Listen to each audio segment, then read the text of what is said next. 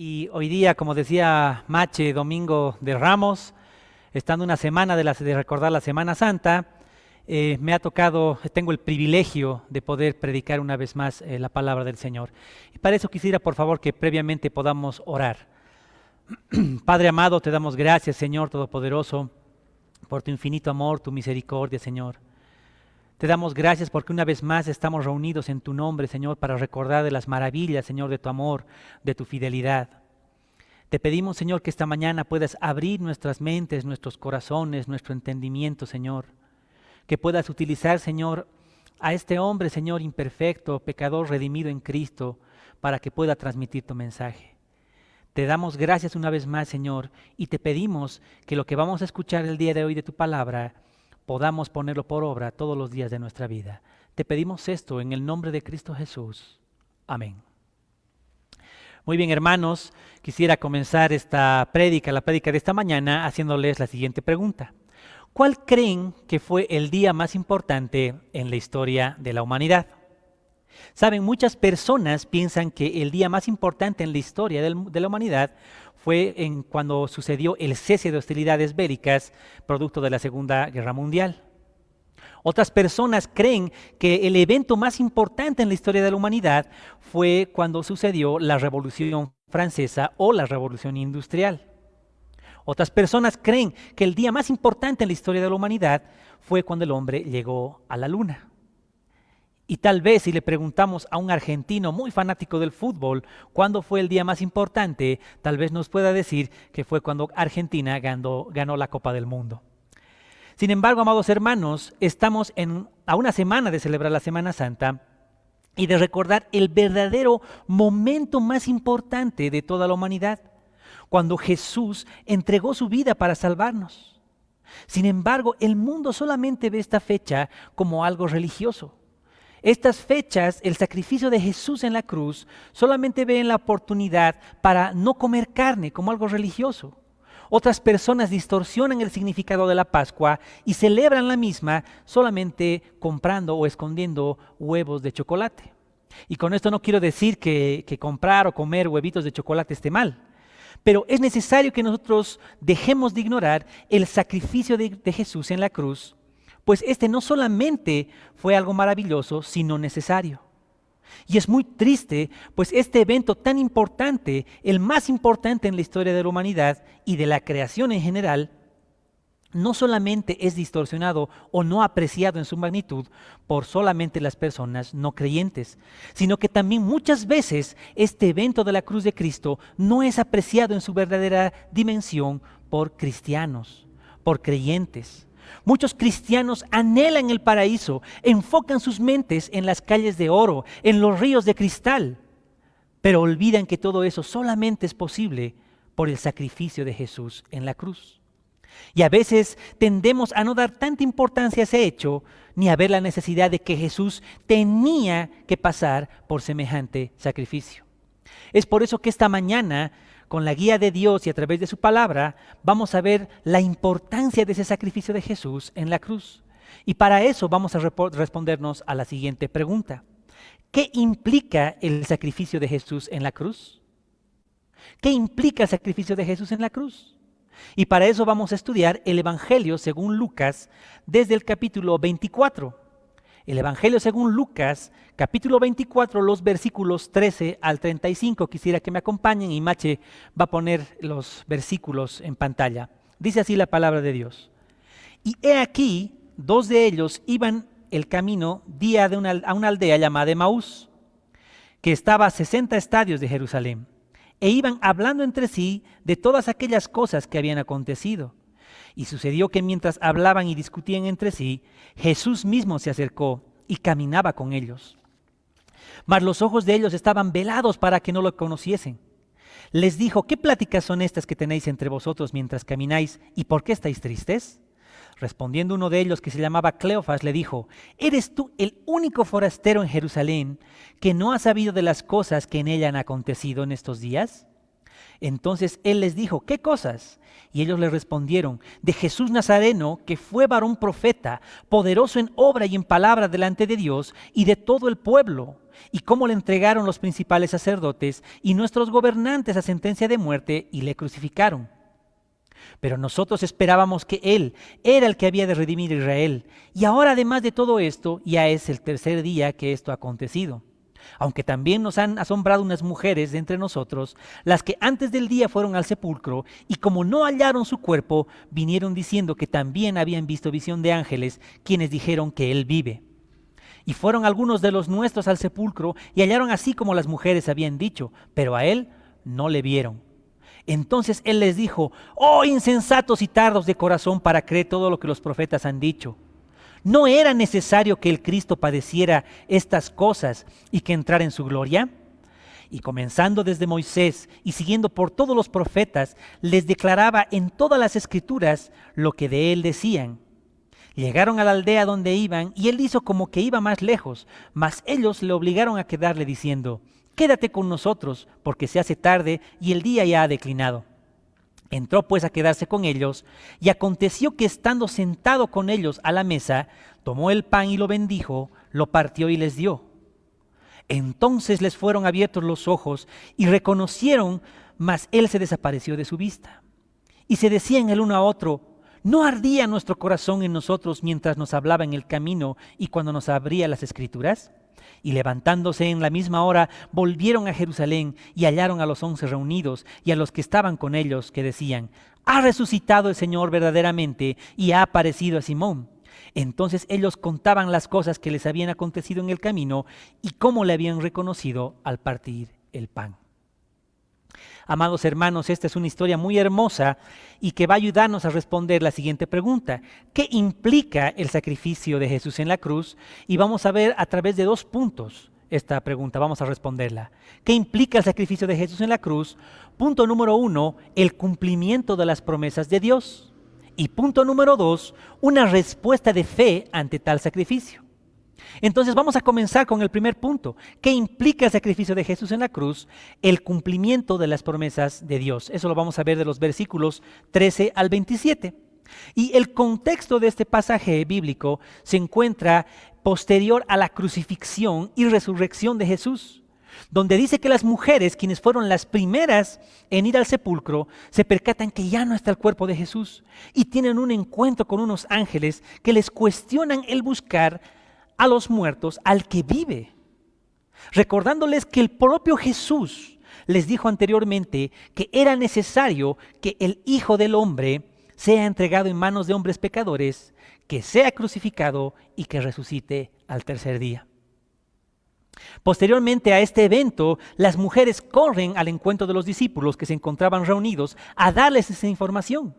Sin embargo, los discípulos se encontraban tristes, se encontraban incrédulos todavía.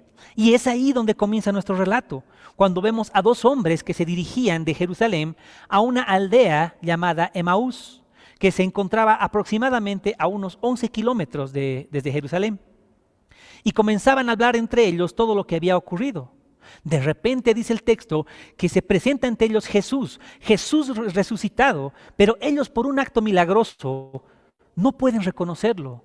Dice la Biblia que sus ojos fueron velados, es decir, ellos no se dan cuenta, no pueden ver que Él es Jesús. Y Jesús se acerca a ellos y les pregunta de qué estaban hablando y por qué se encontraban tan tristes. Las respuestas de estas 2 personas es cuestionar la ignorancia tal vez de este hombre, pensando que era el único forastero en Jerusalén que no sabía lo que había pasado con Jesús. Estas 2 personas tenían la siguiente creencia, el siguiente conocimiento respecto a Jesús. Ellos, según el texto bíblico, decían que era un profeta de Dios, un gran profeta en obra y en palabra.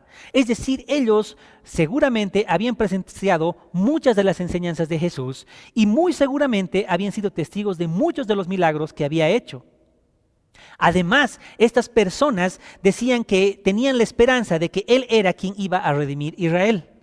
Y pese a tener esa información, pese a haber sido testigos de las enseñanzas y los milagros de Jesús, pese a tener el testimonio de las mujeres que habían ido al sepulcro y daban testimonio del encuentro con los ángeles, y además de recordar el propio recordatorio de Jesús, el propio anuncio de su muerte, de sus propias palabras, estos hombres se encontraban tristes. Es más, podríamos decir que estos hombres se encontraban desilusionados, decepcionados de lo que estaba pasando.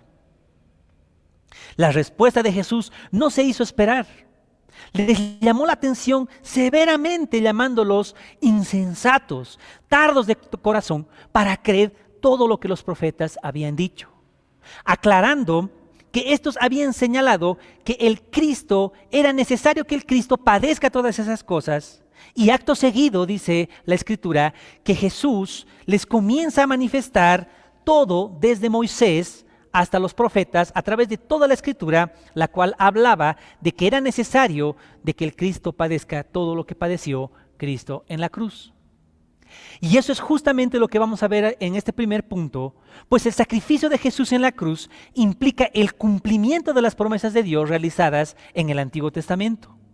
Jesús comenzó a explicarles, y cuando dice que comenzó desde Moisés, hace referencia a los 5 primeros libros del Antiguo Testamento, más conocidos como el Pentateuco, para posteriormente explicarles a través de todos los profetas que anunciaron y hablaban de una misma persona, de una sola persona, de Jesús, y de cómo nos salvaría de nuestros pecados.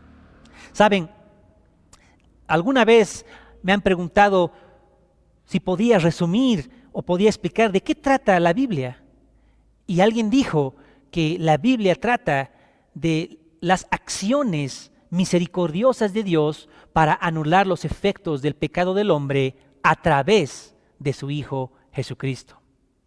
Ahora, por razones de tiempo no vamos a revisar todas las referencias porque están a lo largo de toda la Biblia, las referencias que hablan acerca de Jesús, que apuntan a Jesús. La historia del Antiguo Testamento habla y apunta al cumplimiento de profecías, al cumplimiento de las promesas de Dios que apuntan a una sola persona, a Jesús de Nazaret.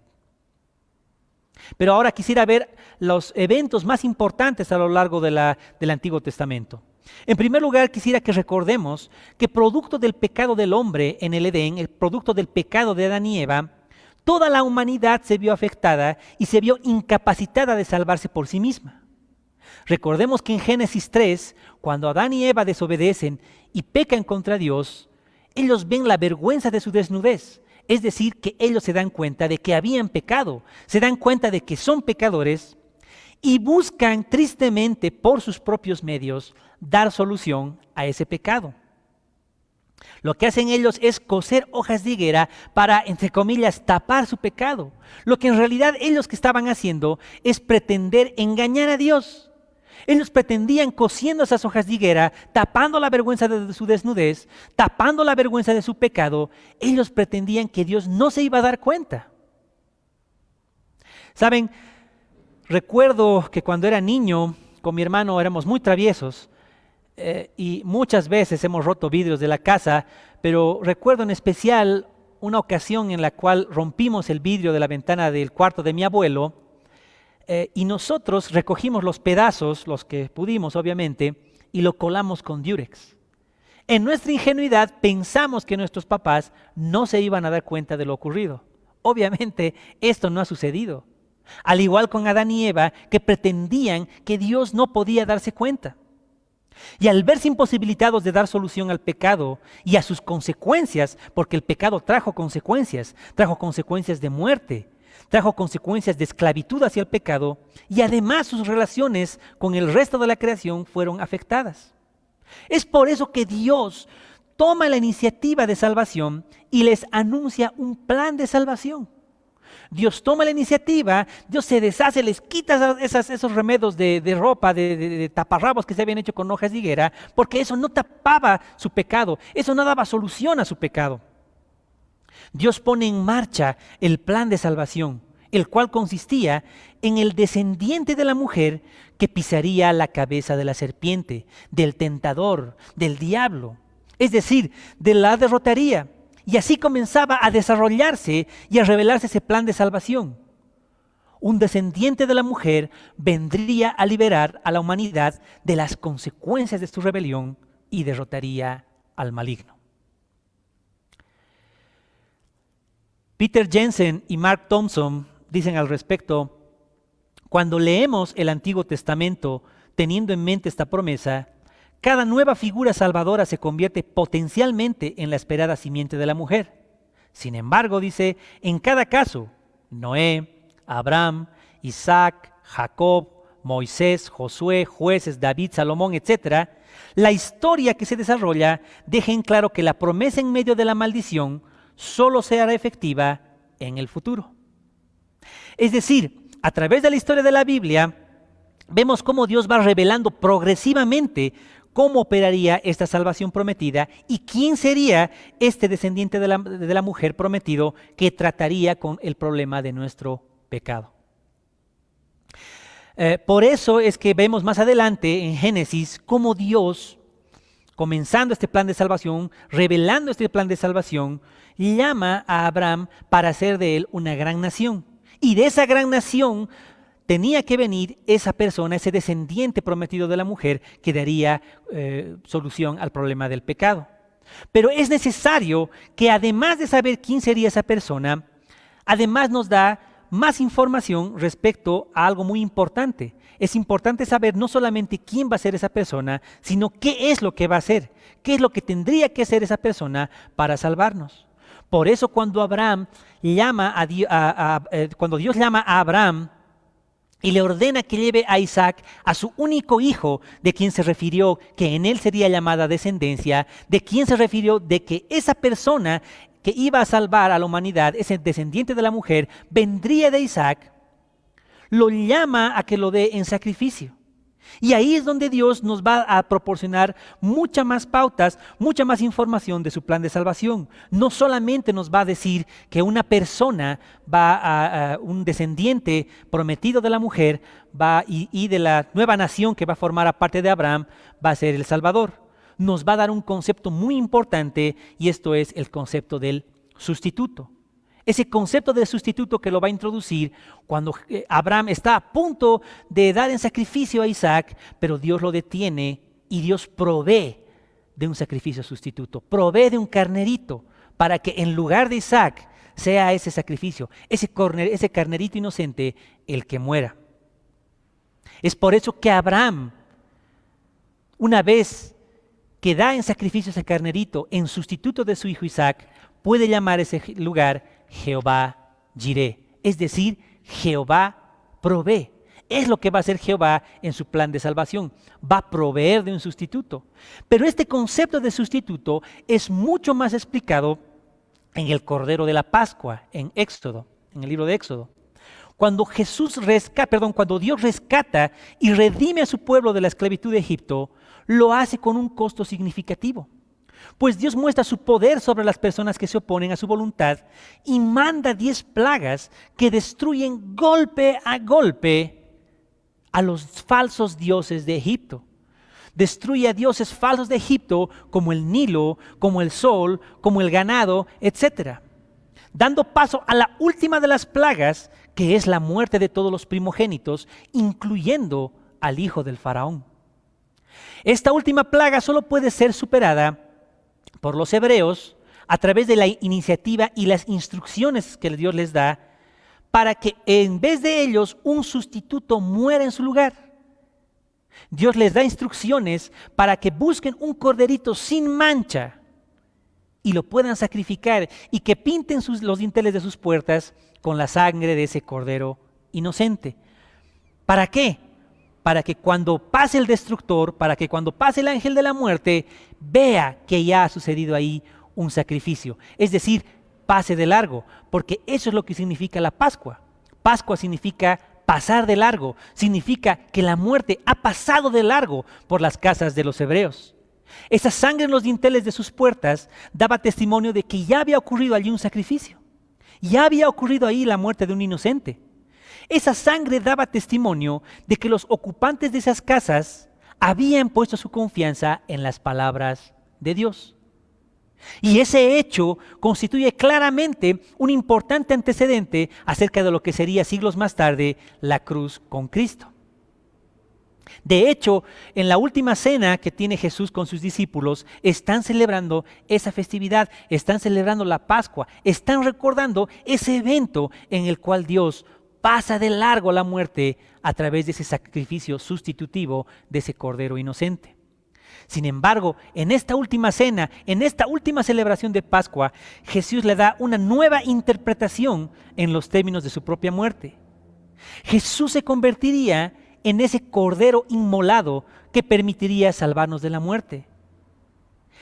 Cristo, y no un huevo o un conejo de Pascua, es nuestra nueva Pascua. Es nuestro sacrificio sustitutivo. Posteriormente, una vez que Dios libera a su pueblo de la esclavitud de Egipto, les da su ley y además un sistema de sacrificios, los cuales podemos ver en el libro de Levítico en el Antiguo Testamento, que subrayan la necesidad, que subrayan la seriedad con que las personas, con que el pueblo redimido de Dios debía llevar a cabo este sistema sacrificial. Este sistema de sacrificios representaba un recordatorio muy importante de que el único Dios verdadero y santo no podía tener delante a hombres pecadores y esperar que éstos sobrevivan ante su presencia santa. Los sacrificios enseñaban que el pecado humano tiene consecuencias tan graves que no pueden ser tomadas a la ligera. Los sacrificios de sangre involucraban un elemento importante en la sustitución. La muerte de una víctima de sacrificio representaba la muerte que merecía el pecador como castigo por su pecado. Sin embargo, este sistema sacrificial, este sistema de sacrificios, reflejaba además una falencia. Reflejaba que este sistema era simplemente provisional, pues no daba solución definitiva al problema del pecado de la humanidad. Y entonces era necesario repetir cada año estos sacrificios. Pues el pueblo de Dios se dio cuenta que estaba en una esclavitud mucho más terrible que la que tenía en Egipto. Ellos eran esclavos de sus propios pecados. Y es por eso que se necesitaba a un sacrificio mucho más grande que diera solución al problema del pecado de manera definitiva y para siempre, y que ellos puedan ser libres permanentemente del pecado. Y todo esto apuntaba, hermanos, claramente a que ese sacrificio sustitutivo, ese sacrificio suficiente y necesario, se encontraba en el futuro, apuntaba a Jesús. Fíjense cómo el autor de Hebreos lo explica en sus capítulos 7 al 10, cuando explica la manera en que el sistema de sacrificios del Antiguo Testamento encuentra su cumplimiento en el sacrificio, en la muerte y resurrección de Jesús. Y podríamos seguir viendo a lo largo de toda la Biblia las referencias y las figuras y sombras que apuntaban al hecho de que Jesús era ese descendiente de la mujer prometido, era esa persona descendiente de Abraham, ese descendiente del linaje de David, que daría cumplimiento a esa promesa de salvación. Y vamos a ver solamente o finalmente a uno de los profetas mayores, un profeta grande como es Isaías, que en el capítulo 53 de su libro habla acerca del siervo del Señor. Habla acerca de ese siervo sufriente, el cual es despreciado y desechado entre los hombres, varón de dolores, experimentado en quebranto. Ese siervo dice que sería azotado, herido de Dios y abatido, herido por nuestras rebeliones, y dice que molido por nuestros pecados, y el castigo de nuestra paz fue sobre él, y por su llaga fuimos nosotros curados. El sacrificio, el siervo del Señor, ese siervo sufriente, se haría cargo personalmente del problema del pecado, cumpliendo hasta el final el castigo que correspondía a las transgresiones que nosotros habíamos cometido.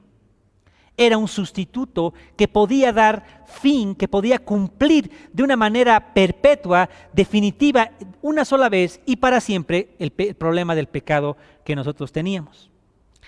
A través de este siervo sufriente, Dios podía ejercer dos prerrogativas importantes. Por una parte, Dios podía ejercer la prerrogativa de su justicia, pues sancionaba al pecador, sancionaba al pecado con su ira. Pero por otra parte también proporcionaba a este siervo sufriente o daba una de las características importantes de Dios, como son su misericordia. Pues moría en lugar de nosotros ese siervo sufriente, ese sustituto aceptable para Dios. El propio Jesús en varias ocasiones habló acerca del sufrimiento. y lo contrastó con este siervo sufriente de Isaías 53. Habló acerca de la necesidad de que padezca el Hijo del Hombre, al igual que el siervo sufriente. Al igual que el siervo sufriente, se negó a defenderse de los cargos que se le imputaban. Al igual que el siervo sufriente, dice que el Hijo del Hombre no vino para ser servido, sino para servir y dar su vida en rescate de muchos. Y subrayó que si el grano de trigo no cae en la tierra y muere, queda solo, pero si muere, lleva mucho fruto. Como vemos, hermanos, la muerte de Jesús en la cruz no es un hecho que escapó de la voluntad de Jesús ni de los planes de Dios, sino por el contrario, fue el cumplimiento de sus promesas y de ese glorioso plan de salvación.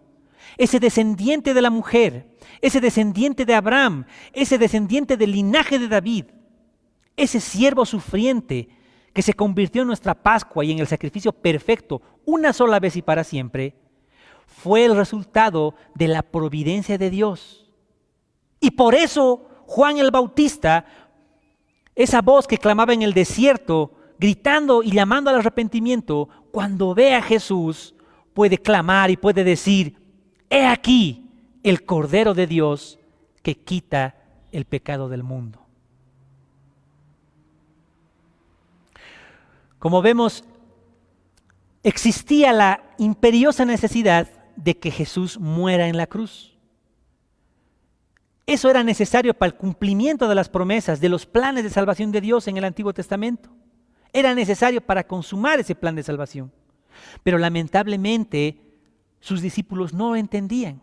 Así como muchos de nosotros no entendemos la magnitud de ese sacrificio en la cruz. Saben, cuando era niño, con mi hermano veíamos series de dibujos animados. No sé si Mache me puede ayudar con las imágenes. Teníamos dos series de dibujos animados que nos gustaba ver. Una era La Casa Voladora y otro era El Superlibro. Seguramente muchos de ustedes han visto esas series. Básicamente consistían en la posibilidad, o se basaban en esas series, en la posibilidad de viajar en el tiempo. Viajaban en el tiempo a la época de las historias bíblicas. Y recuerdo que en una ocasión con mi hermano imaginamos que viajábamos en la casa voladora y rescatábamos a Jesús. Ahora, obviamente esto es imposible, pero eso demostraba el concepto que nosotros teníamos de la cruz de Cristo. Es decir, si nosotros hubiéramos, entre comillas, salvado a Jesús y hubiéramos privado de que Él padezca los sufrimientos en la cruz, hubiéramos desencadenado una serie de sucesos que hubieran derivado en la muerte, en la condenación definitiva de la humanidad a causa de nuestros pecados. Pero ese razonamiento infantil, por más infantil que parezca, también era compartido por los propios discípulos de Jesús, que habían compartido 3 años, todos los días, habían comido, habían dormido, habían viajado con Jesús. Tenían también un conocimiento distorsionado, no apreciaban en la magnitud el sacrificio que tenía que tener Jesús. Fíjense en Mateo 16, en el capítulo 16, el versículo 21 al 23, dice lo siguiente. Desde entonces comenzó Jesús a declarar a sus discípulos que le era necesario ir a Jerusalén y padecer mucho de los ancianos, de los principales sacerdotes y de los escribas, y ser muerto y resucitar al tercer día. Entonces Pedro, tomándolo aparte, comenzó a reconvenirle diciendo: Señor, ten compasión de ti, en ninguna manera esto te acontezca. Pero él, volviéndose, dijo a Pedro: Quítate delante de mí, Satanás, me eres tropiezo, porque no pones la mira en las cosas de Dios, sino en las cosas de los hombres.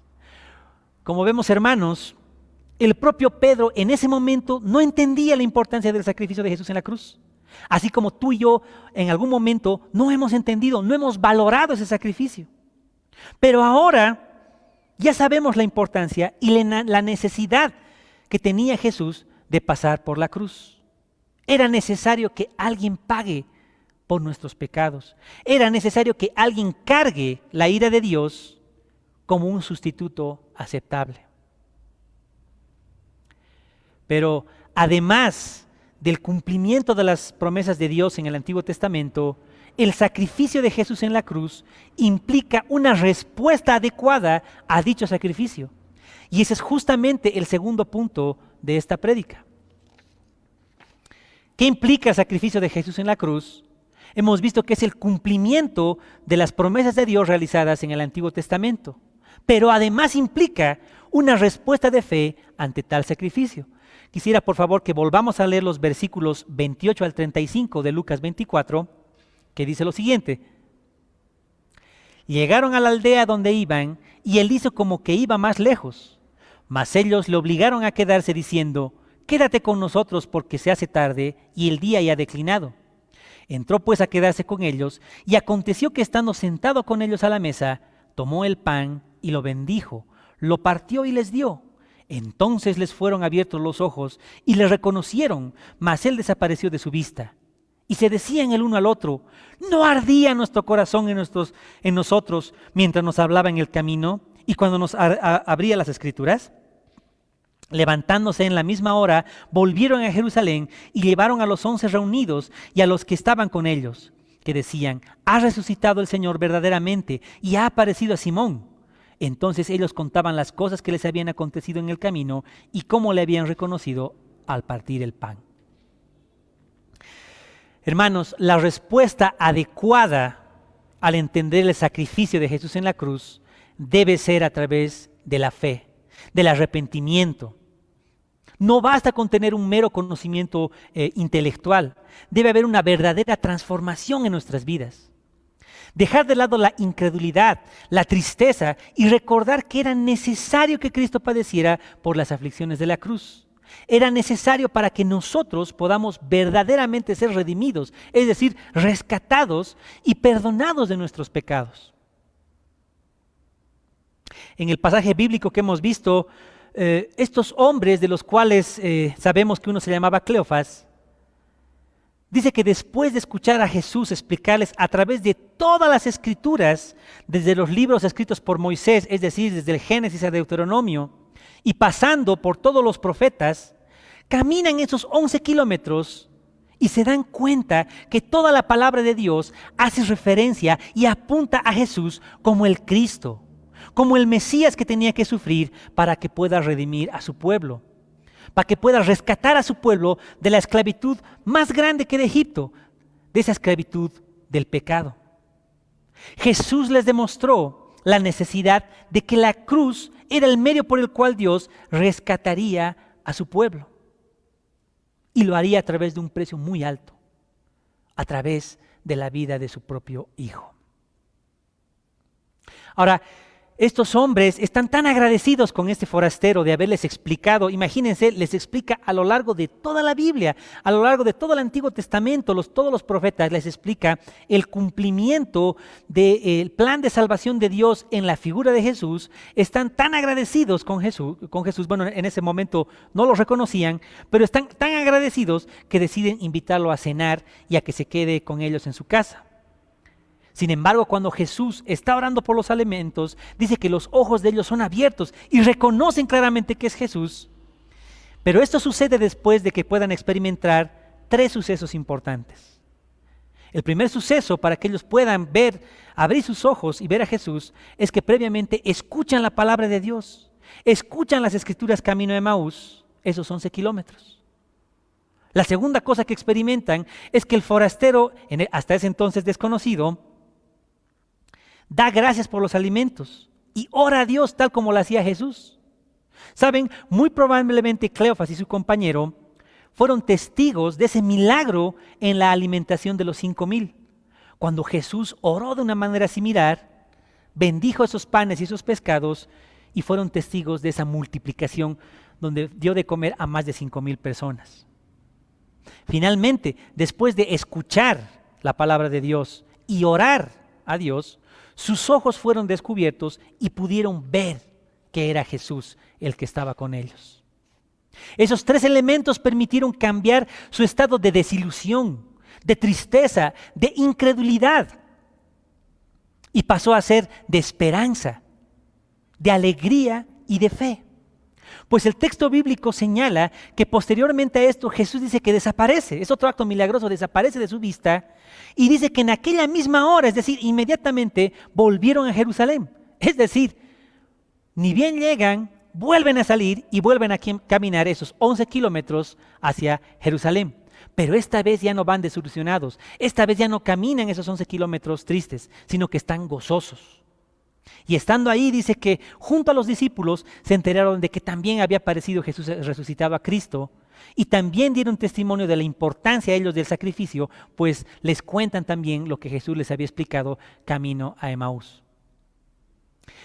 Fíjense que como el texto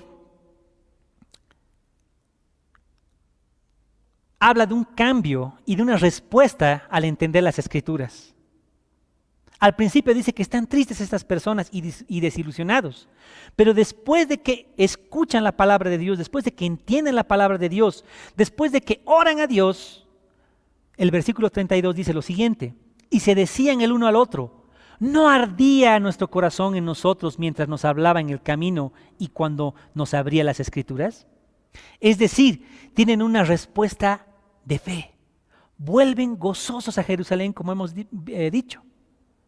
Y esto es interesante porque días después de Pentecostés, cuando ya Jesús asciende al cielo, y pocos días después de Pentecostés, en el libro de Hechos nos relata un testimonio, el encuentro entre Felipe y un alto funcionario de Etiopía, un eunuco, refiere el texto bíblico, quien camino a Jerusalén, dice que justamente estaba leyendo este funcionario a Isaías, al profeta Isaías, y justamente estaba leyendo esa porción de Isaías 53 que hace referencia al siervo sufriente. En ese momento, el Espíritu Santo de Dios permite que Felipe tenga ese encuentro con este funcionario eunuco y le pregunta si él entendía lo que leía, a lo cual le responde que no. Él no entendía porque tenía una confusión. Era una pregunta muy importante la que tenía este funcionario eunuco. Él le pregunta a Felipe y le dice: esta palabra que estoy leyendo, esta profecía de Isaías del siervo sufriente, ¿hace referencia a él mismo o habla de otra persona? Y Felipe, al igual que Jesús con esas dos personas camino a Emaús, hace lo mismo. Explica a través de las Escrituras a este eunuco que era necesario que el Cristo padezca, que todas las profecías, que todo lo que había leído de ese siervo sufriente tuvo su cumplimiento en Jesús. Tuvo su cumplimiento la profecía del siervo sufriente en la cruz de Cristo. Ahora, la respuesta del eunuco también es con fe. Porque dice el texto bíblico que una vez que ha entendido esto de las Escrituras, el eunuco ve una porción de agua y le pregunta a Felipe si puede ser bautizado. De hecho lo hace, no sin antes confesar que creía de todo su corazón que Jesucristo era el Hijo de Dios. Como ven, esa es la otra implicación del sacrificio de Jesús en la cruz. Como dije, no basta tener un mero conocimiento intelectual de los hechos históricos de Jesús en la cruz, sino que ese conocimiento a través de la palabra de Dios debe ser respondido de manera adecuada, es decir, con arrepentimiento y con fe. Así como los hombres respondieron camino a Emaús, así como respondió este funcionario etíope, y así como tú ahora que has escuchado el Evangelio y que tal vez estás atravesando por algún problema. Tal vez estés atravesando por algún problema económico, tal vez no tengas trabajo, tal vez estés atravesando por algún problema de salud o simplemente por soledad. Pero es necesario que recuerdes que este sacrificio de Jesús en la cruz es suficiente, es lo más importante en nuestras vidas, es el evento más importante en la historia de la humanidad y tiene que ser el hecho histórico más importante de tu vida.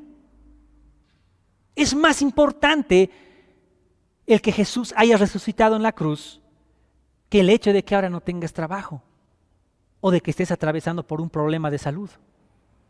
Ese no es el verdadero problema. El verdadero problema era que estábamos alejados de Dios por causa de nuestros pecados y solamente podíamos esperar muerte, condenación. Pero a través de ese sacrificio donde Él paga para que nosotros podamos ser salvos, es que hoy en día podemos ser llamados hijos de Dios. Saben, estoy seguro que muchos de ustedes han visto la película La Pasión de Cristo. Creo que todos los que han visto la película han llorado, les ha impactado mucho. No sé si Mache me puedes colaborar con las imágenes. Muchas de estas escenas de esta película son muy gráficas, muy impactantes, porque muestran a Jesús desde el momento en que lo martirizan, lo flagelan, lo clavan en la cruz, y eso ciertamente produce mucha pena. Pero ese es justamente el problema, ver al sacrificio de Jesús en la cruz solamente desde esa perspectiva, solamente desde la vista del dolor que pasó. Cuando yo fui a ver esa película también lloré, pero me di cuenta de una cosa. Mel Gibson, quien es el director que hizo esa película, no mostró lo más importante del aspecto del sacrificio de Jesús. No explicó por qué era necesario que eso suceda. No mostró que la cruz es el producto, o más bien la consecuencia del pecado de la humanidad. De esa humanidad que se ha olvidado de Dios, que ha preferido ir en pos de la desobediencia, que ha preferido ir y escapar y emanciparse de Dios. Ha olvidado que por más esfuerzo que pueda hacer, jamás va a poder dar solución a sus problemas de pecado. Ha olvidado que solamente por la iniciativa e intervención divina, Dios pudo salvarnos, pero por un precio sumamente alto. El sacrificio sustitutivo de su Hijo Jesucristo. Al igual que en la Pascua, ese cordero inocente, ese cordero sin mancha, es reflejado por el sacrificio de Jesús. Ese hombre que vivió toda su vida sin pecado, ese inocente que pagó en la cruz para que tú y yo hoy podamos ser salvos. Saben, recuerdo que después de ver la película, todos salían con sus ojos rojos después de que habían llorado. Pero es interesante que después de salir del cine, la mayoría se fue a comer hamburguesas. Esta no puede ser la respuesta a semejante sacrificio. Debemos responder de una manera diferente, no podemos ser indiferentes, no podemos recordar un año más la Semana Santa, un año más recordar el sacrificio de Cristo en la cruz, solamente como algo histórico, solamente como algo que nos produzca pena. Debe haber una respuesta de fe. Debe haber un cambio en nuestras vidas, en nuestro día a día, no solamente en Semana Santa. Y como les digo, no tiene nada de malo, no sé, de comer, no sé, tal vez una sopa de camarones o de comer huevitos de chocolate, no está mal. Pero no podemos desvirtuar que la Semana Santa, donde recordamos el sacrificio de Jesús en la cruz, implica cosas mucho más importantes, porque han determinado la historia de la humanidad, la salvación de nuestras vidas a los que hemos creído en ese sacrificio. El sacrificio de Jesús en la cruz no debe provocarnos solamente pena, sino una respuesta en arrepentimiento y fe. ¿Qué implica el sacrificio de Jesús en la cruz? El cumplimiento de las promesas de Dios, una respuesta de fe ante tal sacrificio. Debemos recordar, hermanos, que el sacrificio de Jesús en la cruz no fue un acto que escapó de la voluntad o de la soberanía de Dios. Más por el contrario, fue parte de su plan de salvación, del cumplimiento de sus promesas. Y ese sacrificio debe ser respondido de manera adecuada. Una vez más, debemos responder a este sacrificio con arrepentimiento y con fe. Esta mañana te animo a que puedas meditar en respuesta al mensaje que has escuchado hoy. Te animo a que puedas orar, que puedas meditar respecto a la importancia del verdadero sacrificio de Jesús en la cruz. Que ya no pase otro año, otro día, sin que expresemos nuestra gratitud a Dios con vidas que reflejen un verdadero cambio, un verdadero arrepentimiento y fe. Te animo también a ti que has escuchado este mensaje y que todavía no has entregado tu vida a Dios, que puedas responder a este sacrificio con fe, que entregues tu vida a Cristo, porque la promesa que Él te hace es clavar en la cruz todos tus pecados, perdonarlos para siempre y hacerte un hijo suyo. Quisiera orar para terminar el tiempo de la prédica, pero después de orar quisiera por favor que prestes atención a la alabanza que va a poner Marcelo, que va a poner Mache, y que recordemos en esta alabanza que el sacrificio de Cristo no implica solamente, no es mucho más que el dolor físico que ha pasado, que de hecho ha sido sumamente horrible. Eso que ha pasado Jesús lo merecíamos tú y yo. Pero la cruz de Cristo implica mucho más que ese dolor físico. Implica el concepto de que Él ha pagado para que nosotros podamos ser salvos. De que Dios ha cumplido su palabra, que Él ha tomado la iniciativa y Él nos ha rescatado. Nosotros no podíamos ni hemos hecho nada para merecer tal sacrificio. Y pensando en eso vamos a orar ahora y posteriormente vamos a escuchar esa alabanza. Padre amado, te damos gracias por este tiempo, Señor, que tú nos muestras, Señor, nos has enseñado, al igual, Señor, que esos hombres que han ido a Emaús, al igual, Señor, que ese funcionario etíope, Señor, que el sacrificio de Jesús en la cruz era necesario, porque nosotros no podíamos librarnos de las consecuencias de muerte que ha traído nuestros pecados, Señor.